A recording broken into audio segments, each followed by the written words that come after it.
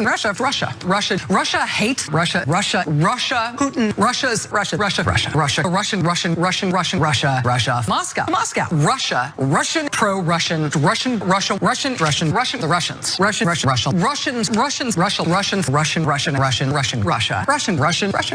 Moscow, Russia, Putin, Russia against us, Russians rush against the U.S. The Russian government scheme. The Russians, Vladimir Putin, Putin and Russia, Moscow, Russia, the Russians, Putin,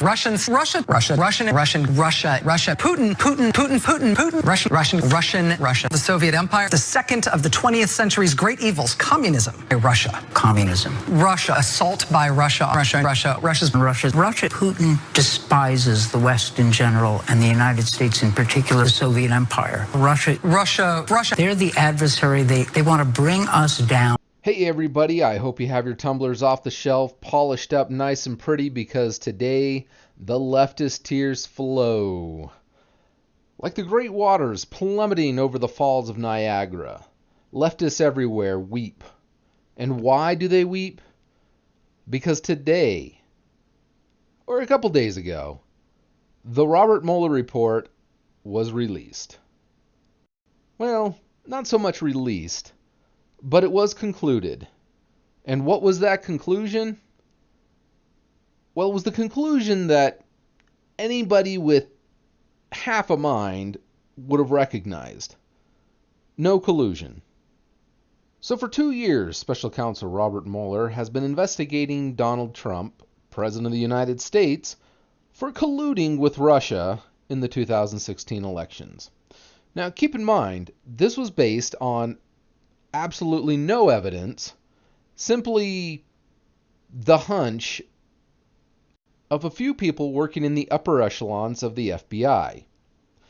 Now, again, no evidence. So what's the FBI to do? Well, they looked for evidence in horrible places. So what do I mean by that? Well, in order for the FBI to do any kind of investigation on Trump, they would have needed some sort of evidence, something to at least hint at impropriety. So where did they go? Well, they went to an ex-British intelligence officer, Christopher Steele. There's a lot of evidence to show that Christopher Steele lied on multiple occasions, made up a lot of things in that dossier, and at the very least was hired by the opposition party, the Democratic Party, to create this dossier, this collection of information to oppose Trump. And this was, at the very least, the basis of the entire Trump-Russia collusion scandal. But after 2 long years of Democrats and the media calling Trump-Russia, collusion, the investigation is over. And as I mentioned earlier, what exactly did the investigation find? Well, they found no collusion. So how is the media reacting? Well, I'd like to say that they were reacting like adults, admitting they were wrong. But this is the media, and we know they can't possibly do that. So let's take a look. Is that a couple of hours ago, maybe even less than that? I was standing knee-deep in a trout stream in Tennessee. But now it's Mueller time. And so I'm in a studio in the great state of Tennessee. The trout are basically just as safe as they were when I was flailing away at them ineffectually this afternoon.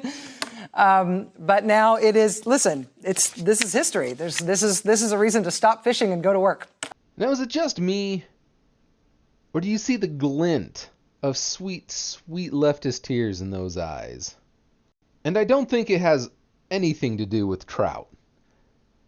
I think she's finally realized that after 2 years of shrieking Trump Russia, it's all crashing down around her.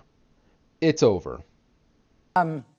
Our job tonight, as a country, sort of, or at least what everybody in the country is going to be doing tonight, is trying to figure out what it means that the report of special counsel Robert Mueller has finally been submitted.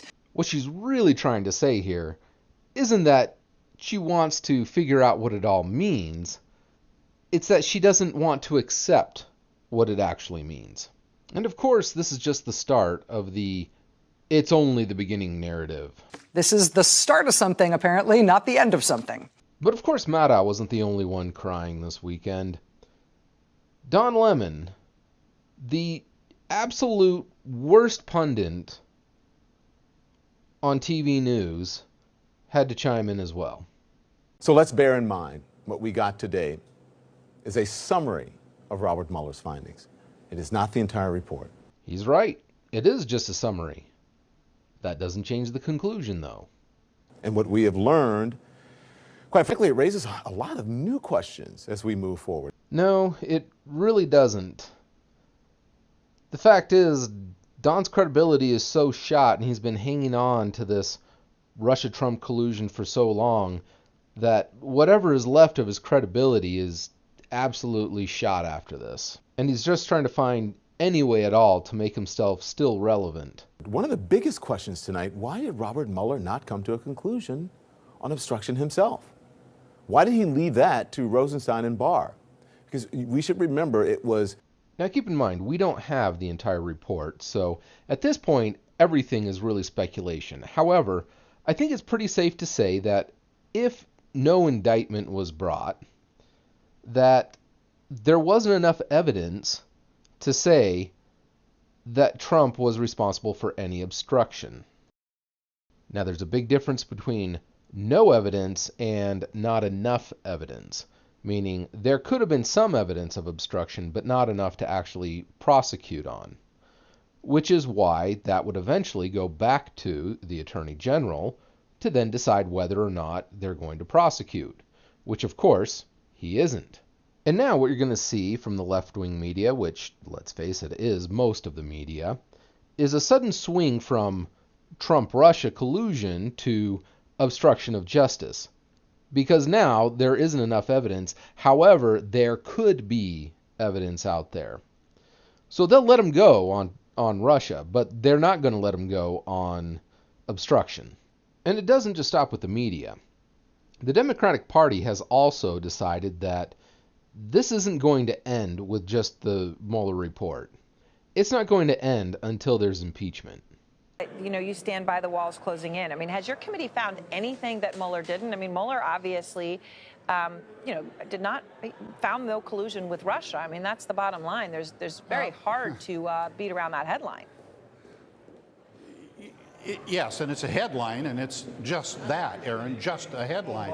Look, I have said all along to you on air, and I'll repeat tonight, I'm completely prepared to accept the conclusions of Bob Mueller. But I want to read Bob Mueller's conclusions. What we got was a 4-page distillation by a political appointee of the president, and you'll pardon me if I don't take his word directly for it. Besides which, I think the American public deserves to see this work product.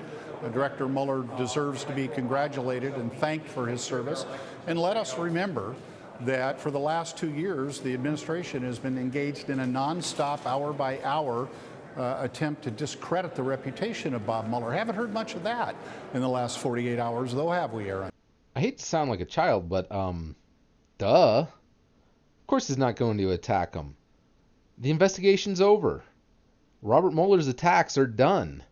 Why would Trump fight back? That's just stupid. No, obviously that's been a complete about-face. But, you know, when you say a distillation of the report by a political appointee, are you saying you don't trust the Attorney General?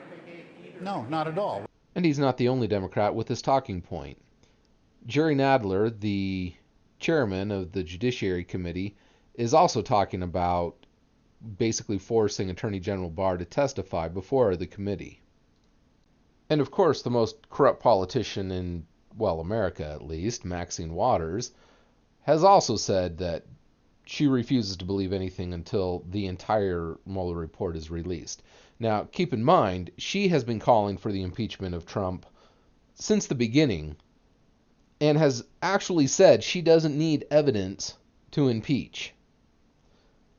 So yeah, there's that. So in the end, it was a great weekend for Trump. 2 years of investigation have come up with no collusion, which, let's face it, that's what this investigation was all about.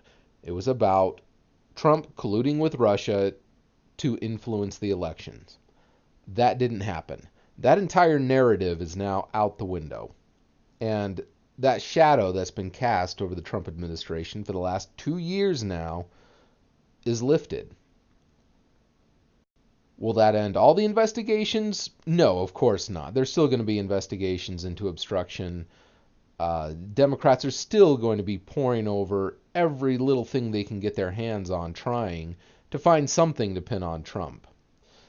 Now, here's my special little commentary on this that I don't think you're going to hear anywhere else. Now, I'm not the biggest fan of Donald Trump. I think as president, he's done a pretty good job. I think his character, however, is extremely flawed. That said, I don't think there is a single politician who could have come out of an investigation like this as cleanly as he has. So what do I mean by that? Well, let's say just hypothetically, Hillary Clinton or Mitt Romney, both people that have definitely had ties to organizations outside the United States. Romney is a businessman. I'm sure he's had some global interaction with others. Clinton definitely has had interactions with Russians. We know about Clinton's Uranium One deal with the Russians when she was Secretary of State. And let's say somehow either one of them were president and they had to undergo an investigation like this. Even if they were exonerated, I think there would be a shadow looming over the rest of their administration. Because Trump is who he is, I don't think he's going to have that same shadow on him. I don't think he's going to have this tainting the rest of his administration. And I have to say, for the first time, I'm not only glad that a Republican is president, I'm actually glad that it's specifically Donald Trump that's president. Because again, I don't think anybody else could have made it through this level of scrutiny like he has. Anyway, that's my take on the Mueller report. I hope you found it enlightening and or entertaining. If you did, you know what to do. And if there's anything in particular you'd like to hear me talk about, let me know in the comments, please. And I will talk to you later.